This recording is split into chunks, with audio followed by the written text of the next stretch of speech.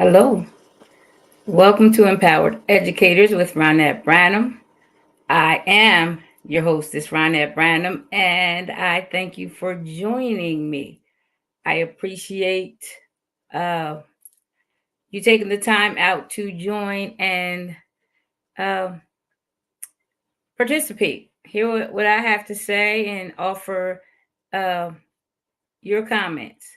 I love when people are joining me. I'm trying to see. I keep on seeing this. Video. I don't know how this works over there on Facebook because I never actually saw it. So I just want to see what's happening. Um, oh, I think I have to go from the app, the Facebook app. Do I have the Facebook app? There it goes. Uh, so again, thank you for joining me. I am here. We're going to discuss. Oh, it is already live. So we're going to discuss today.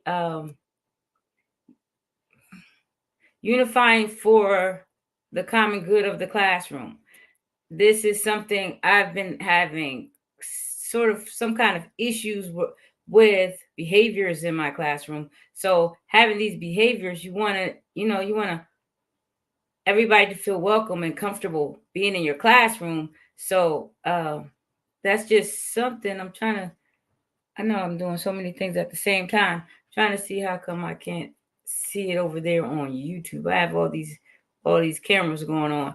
So just thank you for joining because we just want to explore who has something to do with unifying, for the common good in our classroom. Is it our students? Is it the teacher? Is it parents? Is it administration? How does this work? How do we get everybody on board and working toward um, the common good of the classroom? Because we have different behaviors in our classroom where uh, that disrupt the classroom, that disrupt what's happening in the classroom. For instance, students calling out, students yelling out, students getting up when they feel like it, students being defiant. And that's something that we need to work on. We want to get under wraps here. We don't want, you know, to we don't want to come in the classroom and it's just uncomfortable because as teachers, we came into this profession saying this is what we want to do. We set goals out to become a teacher. We went to school, we took classes, we did all this stuff, and this is it.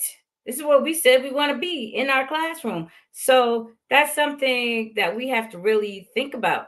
Is this what we want to be? Why? Is it working? What do I need to do to make it work?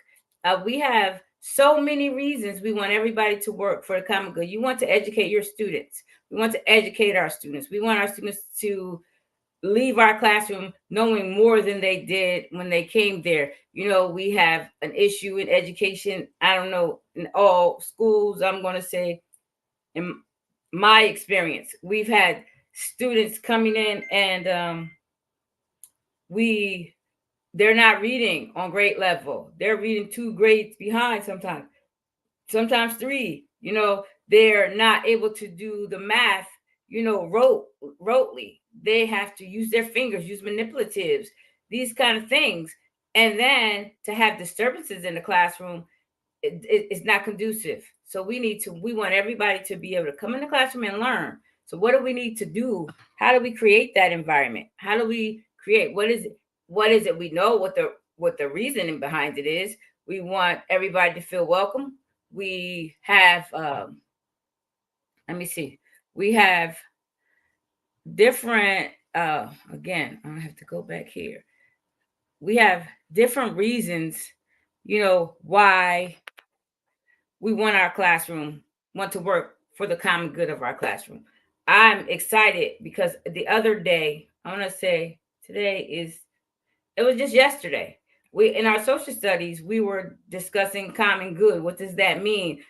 People in society are helpful to society. They're helpful to society. They're helpful, like doctors. They work for the common good of the city, the state, the community. If people are healthy, then the community is healthy. Doctors work to help people, and we could figure out why. Because the doctor could just help their family, their own family, but they're helping everyone. Teachers want to come in and teach and educate, so that's what we're doing. We're educating. And so in our classroom we discussed that. And so we discussed different things, how who is help in our community. We have crossing guards. It's the students in social studies. We had a picture, it had crossing guards. Why is the crossing guard there? We had doctors. We had a little boy who fell off his bike in the picture, and his friend was helping him. Why are they doing that? Who are they doing that for? Are they doing that for themselves? Are they doing that just for that one person? If you help one person, it's like you helped the neighborhood, instead of just leaving the person there, to stew in their own pain. So my students are getting it. So this morning I came in, before we even started class, after they ate their breakfast, we sat down on the rug and we discussed it one more time. We discussed, what do we do for the common good of the classroom? Of course, they have all the answers. This is so funny because they have all the answers. They know. I raise my hand, I don't yell out. If I yell out, it's disturbing the class. It's disturbing somebody from learning. It's stopping learning happening at that time. Why do we want to just yell out things while the teacher's talking or while somebody's giving an answer? Another thing is, if someone is talking, we don't just start raising our hand like we have something to say, and that person, what they're saying is not important. So that's one thing that the students came up with. We're going to sit down and we're going to wait till the person finish talking, then we'll raise our hand. If I'm talking or another student is talking and 5 people have their hands raised, that means they're not listening and they are distracting other students. And then other students are saying, oh, well, let me raise my hand too. I have something to say. So that is not conducive to learning. It's not working towards the common good of the classroom where everybody can learn. The students had another, when we get in line, we just line up, face the front, and walk down the hallway. We're not disturbing anybody else. We're not disturbing another classroom. And I even spoke to the students yesterday during social studies. Do you have the capacity to help the classroom? Some people say, no, they don't. I don't have the capacity. I can't help yelling out. I can't help doing what it is I'm doing, getting up. So I discussed with the students, okay, just say 13 students have the capacity to follow the directions, right? So they want to follow the directions, and one person can't.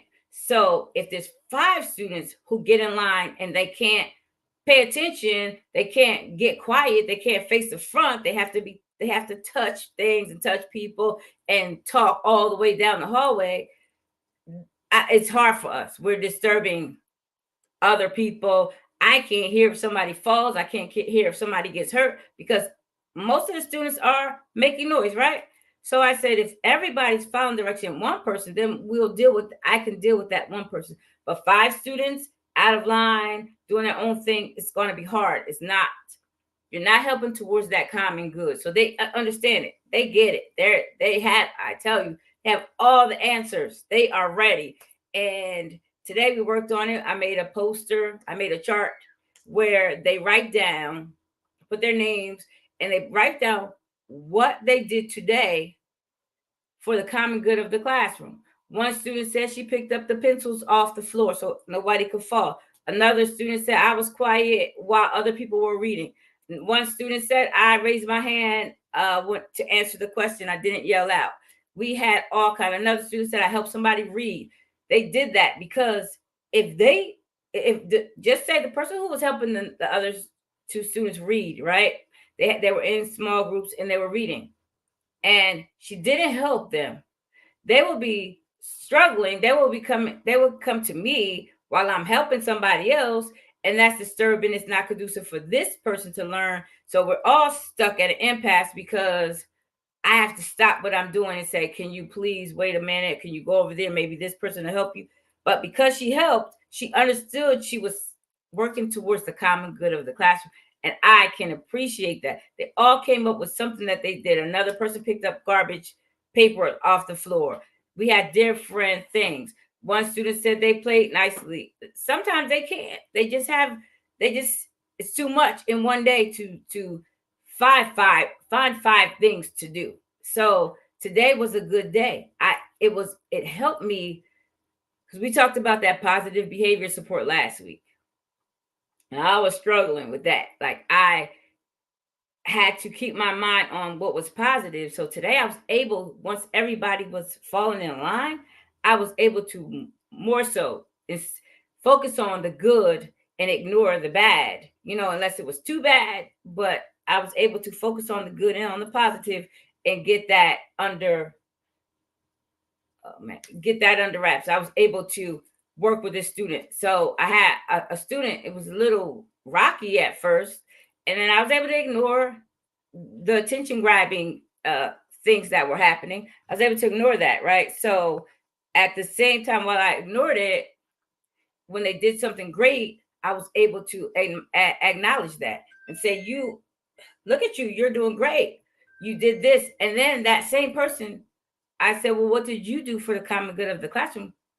And they didn't know. And so they didn't know. And I said, "Well, I was listening and I heard someone ask you, could they participate in what you were doing during our brain break? And you said, sure, you can.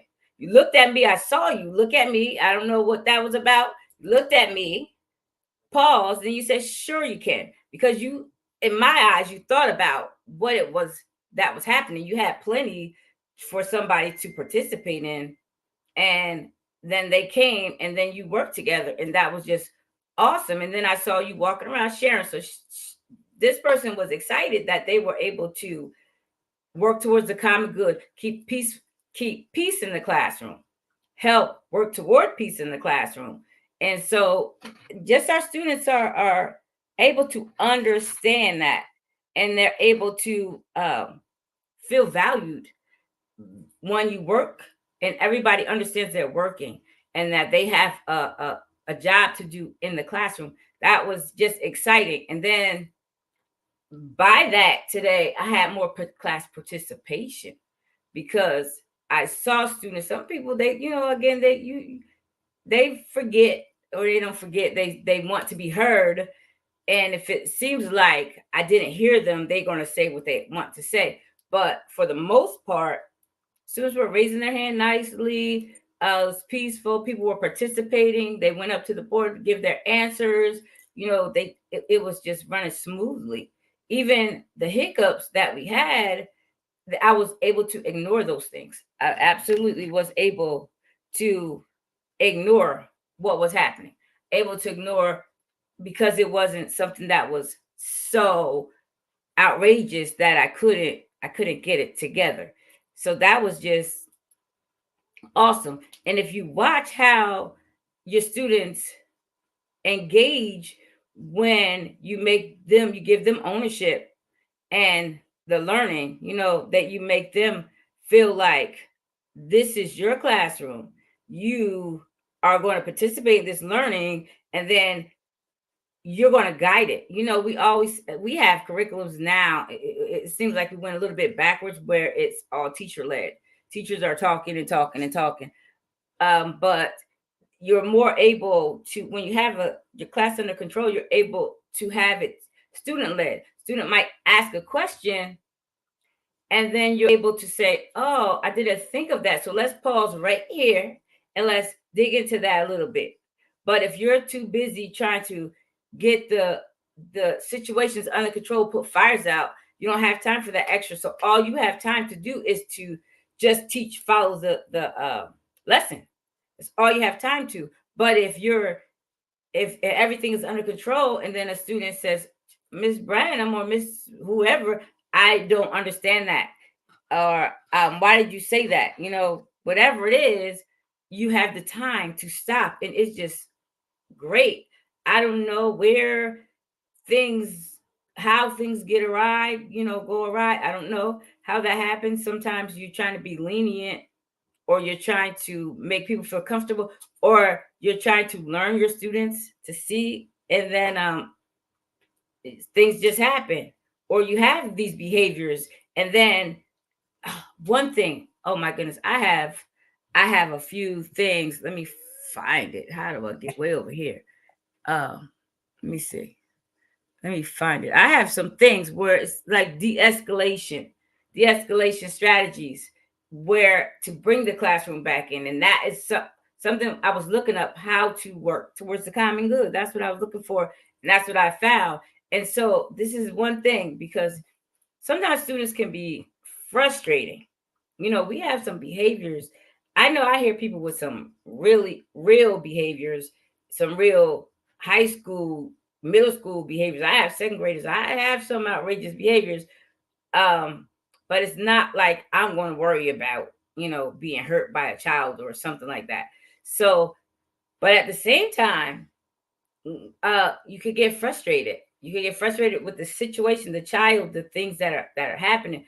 And if you act calm, even if they're not, the student will say, huh, this is not bothering. It happened today. The students, I'm just calm.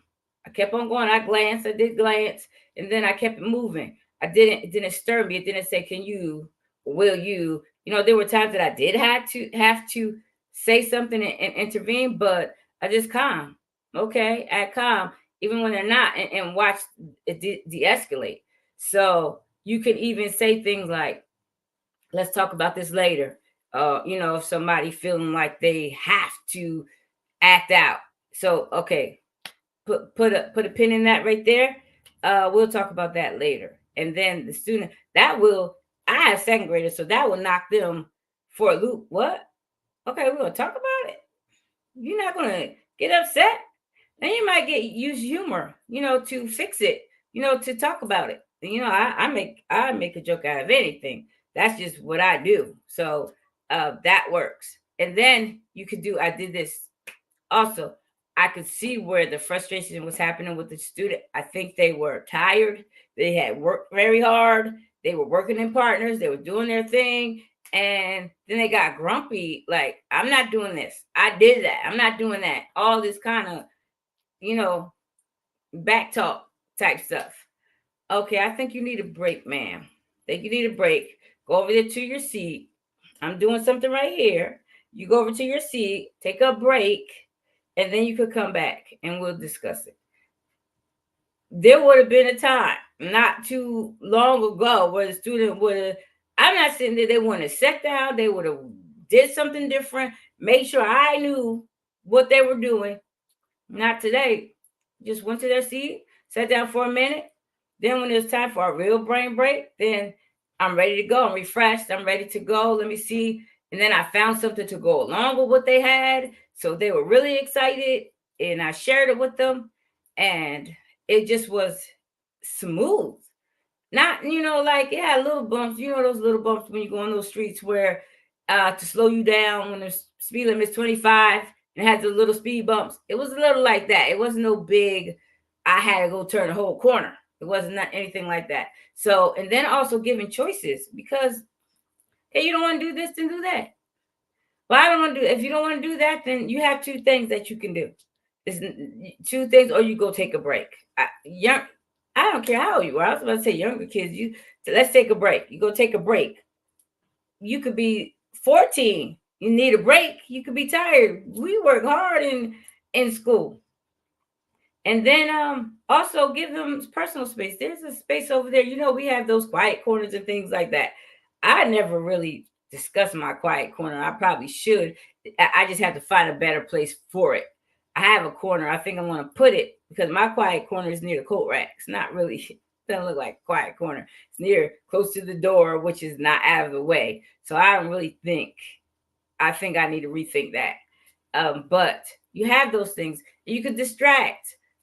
Today we were reading a book. We read Magic Treehouse books, and students, they like to yell out things during the story, but I had something to go along. I told the students, how about tomorrow remind me to show you this video. It's just like something that's happened in this book. And then before we got ready to go, I was able to show them that. And so it was exciting to them. So then we have to also we have to listen. Because sometimes this is what I found, and I already knew it, but what I found is that how do I do it? I found that when students are acting out, it's not because they're acting out. Like it's easier for a child to comply than to be all grumpy and talking back. You know how much easier that is, but there's something going on. So, you like, oh, this one student in my class, I always go take a drink, take a walk down the hallway. I'll see the security in the hallway. I said, she's going to take a walk down this hallway. Can she do that? And so, there's things that you could do and say. I forgot what I was about to say. But there's things that you could do. You could even give them positive affirmations, because that's what I was talking about, the positive affirmations, because sometimes students are going through things. That's why they're acting out and they can't explain it to you. Students, they don't have the vocabulary or the knowledge of, even if they know a word, they don't have the vocabulary to say how they're feeling. I'm really feeling tired, I'm exhausted. They don't know how to say that. They might just act out and they don't really know how to come across and say what it is they need to say. And so don't take it personal.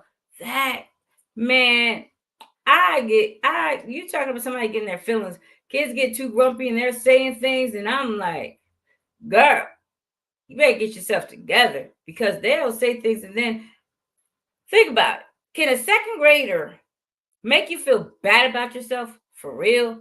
Can they hurt your feelings for real? They're in second grade, they're 6, they're 10, they're 12, 14. They don't even know anything about life.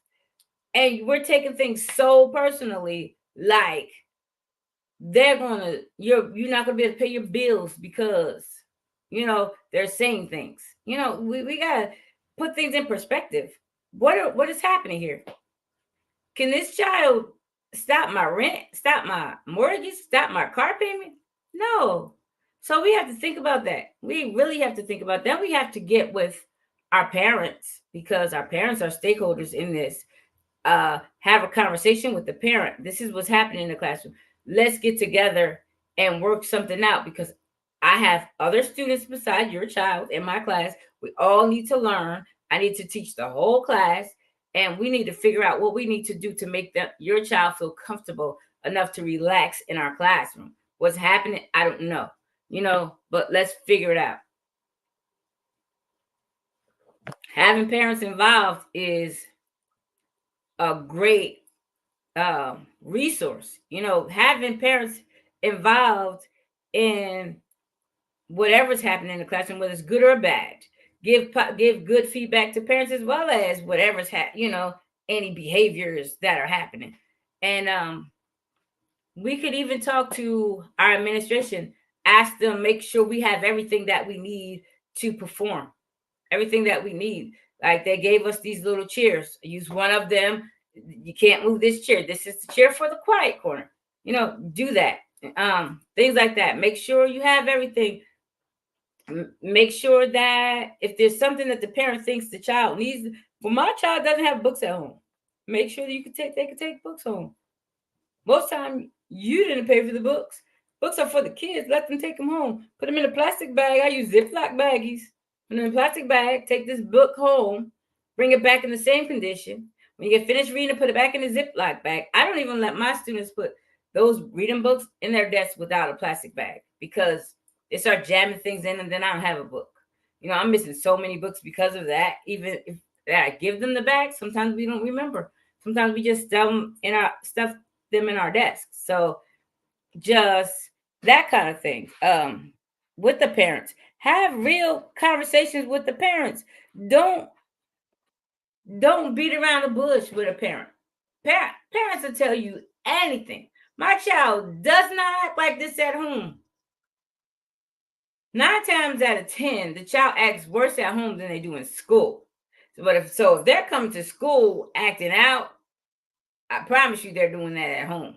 I've never seen it the other way around. Don't say that it can't happen. Child is so perfect unless their parent is putting a lot of pressure and they are afraid to misbehave in front of their parent. Then they get to act out. Oh, I shouldn't even said that, because then they'll act out at school because they're so tightly wound. That can't happen. But most of the time it's opposite, because parents nowadays, they talk to their children. Before, parents didn't talk to their kids. Now parents are talking to their children. So just talk to the parents, have open communication, because parents, they are the key, one of the keys. There's several keys to get to these students, to get them to work toward the common good. And also the students love to feel empowered. I don't know if if I could speak for them, but they seem to love it. They seem to enjoy being empowered and giving to the classroom, saying, I did that. That's how it was today. That's how it was today, and that's how it is any other time. Even with the positive behavior support, like I told you last week, that stuff works. You have to be flexible. We have to be flexible, because a lot of time it's us so tightly wound. The students are coming in, and they feel us. They feel what we're doing, how we're feeling. They feel us when they come in. We're like, oh God. In our head, we might not say it to them, but they can feel it. I know my students, we have behaviors, and sometimes you get to the point where one child is a lot, and when they start acting up, you're like, oh my God, I don't know what I'm gonna do. You're thinking about it. You're like, Lord Jesus. You start texting people, could you come get this child? Then you're like getting on the intercom. I'm trying to work here. They feel it. Then that's gonna escalate. That's not even de-escalating.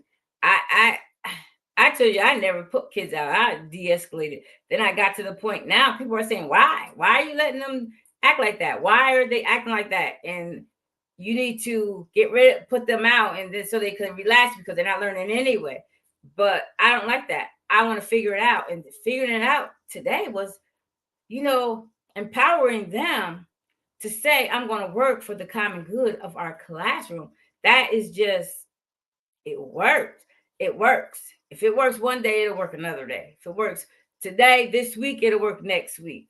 Just empower the students. Give them tasks to do. Say, this is our rules. These are our rules. This is what we do. How are you going to perform in order to meet these goals? We have goals that we want to meet. We want to read. We want to make sure everybody's leaving here on a certain level. We want to make sure, what are you going to do to help us?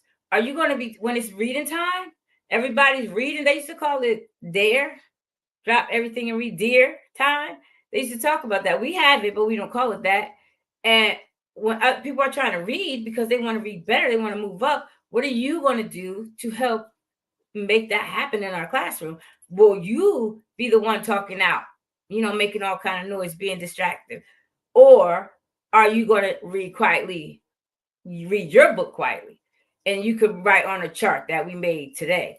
You can write on the chart, I allow people to read while I read quietly. I didn't disturb the class. Or I stayed quiet in my seat, right? Or I raised my hand when I needed to go somewhere, and as not to disturb the other students. That is just what we have to do. And I can't even say it enough, because I'm talking about me. I'm not talking about you. Talk about me. That your attitude, my attitude, is one of the deciding factors in how the day is going to go. If I'm feeling like, oh my, this child, I wish this child stays home. I wish they wouldn't come to school. If I'm feeling like, oh, why can't they do what they're supposed to do? Can you stop acting up? Can you? I know. I'm just saying. I'm not talking about you. I'm talking about me, right? That is causes it to take things to another level. And so, what you're trying to do is to de-escalate, but you're escalating. You know how we always talk about the police don't know how to de-escalate. Some teachers don't know how to de-escalate, or we know how, we don't care. We get to that point, we're tired. That's another thing. I'm talking about us meeting our goals. I was listening to Earl Nightingale. I think his name's Earl Nightingale. I shouldn't name names because I forget the names of the people, but he's talking about people who have actually gone on and did what they wanted to do. They set goals. This is what I want to do. And teachers, doctors, nurses are some of the people who are meeting their goals. And so you say you want to be a teacher, and then you're coming in here every year. We're getting burned out, as we say burned out. We're exhausted a lot of times. We say this, so we shouldn't be that. I'm tired of the point where I have to look and say, oh, I have 10 more days left of school. I wish this hurries up, because this is the first year I had to realign myself with my goals, because I never, prior to this, said, can't wait till the last day of school. Never said that before. Never counted down days to vacation, to break. I didn't. Unless I was really excited to go somewhere, I still didn't count down my days, because I was always under the persuasion where I love my days, my time. I don't want to wish them away. So I never did that. But I started to do that this year. And I don't like that. I don't want to. If I say this is my career, this is what I love, this is what I want to do, why am I wishing it away? Why am I wishing like I wish I don't want these days. I want to hurry up and get to another day. I want to hurry up and get to the summer. Why? I want to live. I want to live every moment. So we have to figure out what to do. We have to come in here with a better attitude about our jobs. This is what we said we want to do. That's the whole thing. Teachers are like so tired that we are like hating our jobs. We might love what we do, but we're hating our jobs. And that's not cool. You asked for this. I told the teacher today, you asked for this. This is not what you wanted. We were joking, but I was serious. Like, you said you want to be a teacher. Why are you complaining? Why are you upset? Why are you stressed out? We got to do something about this tiredness, about this stress. Why? Use our weekends, use our time wisely. Don't take home work. This is a whole other. This is for the common good of your classroom. Don't take homework. Don't. You have these prep times. Use that work there. I have stuff. Kids keep asking me from 2 weeks ago about their spelling test. I didn't have time. Last Friday, no, I went away this weekend. I didn't have time. I brought it home. I'm going to do it. I didn't have time. I didn't have time. You know if you got 100 or not. I'm not. Relax. Relax during the time you're supposed to relax. That's what Keon was talking about. When it's your lunchtime, have lunch. Forget about everything. That's your time. Somebody else said that. Who? Where? I don't know where we were at. The lady said, take your lunch. This weekend I went to a whole conference. And it was for members of color, a part of NJEA. And we were talking about our schedules. You have a lunch, you take your lunch. You use that time to decompress.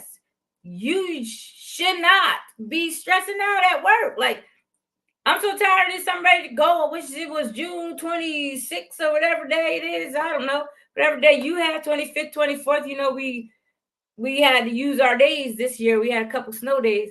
So we should not let our job have us like that, where we don't want to even hear the kids talk. Like, I know. I'm not talking about you. I'm talking about me.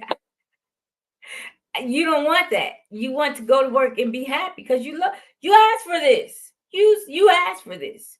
If you're a teacher, you asked for it. You went to school for it. You went back to school like I did. Said, I'm going to be a teacher.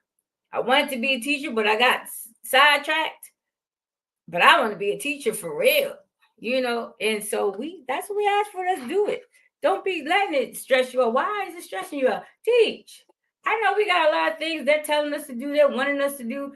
I got to do some. I don't even know how we're supposed to pack our classrooms up. I mean, we have 10 days left. There's 9 days left of school. And I don't even know. It looks like I got 50 more days left of school or something in my classroom. But I'm not stressing about it. I'm not stressing because we're still working. And then again, you want to have a partnership with your students, partnership with, where's my mouse? We want to have a partnership with our parents. Because why? Because we want to make sure our students are educated.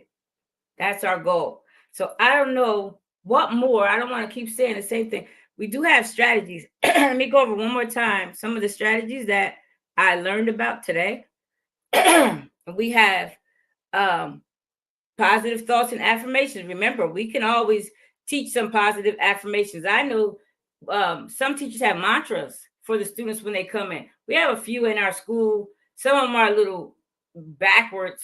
Like one thing is I learned during a workshop about we have anti-bullying instead of something else like bringing the peace or something like that. We have people using that word bullying when it's not even bullying. It's just people not being nice. Bullying is we are exerting our authority or our size or something over a child, and they are intimidated. And it's not even that. We just bothering people. We're just annoying people. I had a child today told me he was trying to annoy somebody. He wasn't bullying them because he wasn't able to bully them. But he told me, I said, why did you do that? He said, I wanted to annoy him. So we have kids annoying people. So we could give them positive statements and positive thoughts and things and feelings, and let them know they're whole and they could do tough things and they could work. We have students who are always asking for help instead of trying sometimes. They're not even trying. Some of my students, they're like, as soon as it's time to work on math, they have that paper in their hand ready to come to the table. I need help. Wait, did you read it? Talk to them. They can do it. Give them words. And then about building relationships, and building relationship with each other is so much. It's just conducive for the common good. Helping them to find things in common and talk to people, asking them what is their favorite sport, what is their favorite sport to play or to watch, or what are 5 compliments that you want to give yourself? What do you think? What is your family like? Ask the students and let them talk to each other about that. That's building relationships with them. They will like it if we ask them those questions because they want to feel valued by their teacher. You could ask them what makes them unique. I have a whole list of questions like, what is something that you find difficult? Yesterday, that was one of our questions when we were talking about helping people. We asked, the question was, what did you ever do to help somebody and it was hard to do? That gave us a whole probably 10, 15-minute conversation, not 15 minutes, but it was a bit where something, and I told them, I was 100% honest. I said, I'm trying to help you learn. This is hard as heck. This is hard. It's hard when I'm trying to teach, and then we have distractions, all kinds of distractions, disruptions. And then they were excited to say what they tried. One little boy, he wanted to help his dad move, and it was hard because the things were so heavy, he couldn't really help him. Another guy, he wanted to help his parents with the restaurant. He couldn't because he's too young. He said, the only thing I could do is bring the people the food or something like that. I forgot what he said. Only one thing he could do. He couldn't help cook or anything like that. People were having, one girl, her cousin had a project and it was a hard project. She wanted to help her cousin, but she couldn't. So these are things that you can ask your cousin. How about my students? They want to eat lunch with me. I let them come in. I said it probably last week. I let some students, they have to behave. Well, you just can't pop up and want to eat lunch. Oh, I've been acting up all day. No, we're not doing that. I'm not rewarding that. They want to eat lunch. I let them eat their lunch, sitting there for 15 minutes, and then the other 15, 20, whatever, how many are left, go outside with the class, right? So I let them do that. That's building a relationship. And then they understand you have to behave. You're not just acting any kind of way. And again, that de-escalation, give them an out. That's the one thing. Give them an out, not to mention we have to relax, but give them an out. Let them relax. Ask them what will help. If they like today, a little girl, a little person was acting out. I know she was tired. She was working hard all morning with people, and she was working. She was trying to be working towards the common good. And then, okay, I think you're tired. Go over there and take a break. I think you need a break. That way, it's done. Nothing else we need to talk about. So, encourage your students. Encourage them. Again, they think they can't do something. Talk to them about it. Talk about something you like to do, or when you used to get upset when you were in school, even if it's true or not. They don't know if it's true or not. Tell them how hard it was for you in school. I had a hard time relationally in school, but not academically. There was nothing I couldn't do academically, but relationally, I moved a few times, so it was hard to make friends. Some people made friends easily. I didn't. I had certain friends, and that's what I kept. They were someplace else, so it was, you could talk to them, you make up something, or tell them about a story. You could give them a story. You don't have to lie. I tell you to lie. Give them, give them a story that you read. We talk about fiction all the time, right? Give them something, and then talk to a student outside of the classroom. That makes you calm down by the time you get to the hallway. By the time you get to over in a corner somewhere. So again, working for the common good. The common good is you want the atmosphere to be conducive for learning, for you for teaching. And what do we have to do for that? Again, I just want to say thank you. I have, sorry about that. I have this necklace. No, it's a brooch that I have on. Can you see this brooch? I have this brooch on that I got from my cousin. I thought she had her name on here on this card, but I don't know how to get in touch with her now. I'll put it in the comments. So again, thank you for joining me here on Empowered Educators. Just like, subscribe, and share.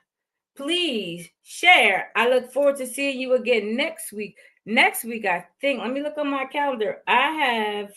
Next week is the 18th. I have a special guest. His name is Jeremiah Brown. He is a retired NFL player. He is a public speaker. He's a teacher. I forgot what grade he said he teaches. He talked, maybe. I think he's administration now, but he's a public speaker, and he just won an award for public speaking. He is awesome. His name is Jeremiah Brown. He will be here with us next week, June 18th at 6 p.m. So please join us next week. I'm so excited. This man is awesome. When he agreed to be on here next week, he agreed to come on. I really didn't know who he was. I was like, okay, well, when you say you keep flying out, when you flying somewhere, he said, I'm flying. I will come this day. I would be on the show with these people this time, but I'm going somewhere. I'm flying out somewhere. He had to go speak. And then once he agreed to come on the show and the date, I Googled him for real. I thought I knew what he said he was, but I didn't know. No. And so I Googled. I was like, oh, this is what we got. So come on out next week. Tune in next week. I will appreciate that, because we are here to empower educators and enrich lives. And that's what he's going to do. He has been in every role almost in education. He's a public speaker. He could inspire us. He could talk to us about our trials and what is happening in the classroom. So again, I thank you. Join us again next week. Empowered Educators with Ronnette Branham. Thank you, and have a blessed day.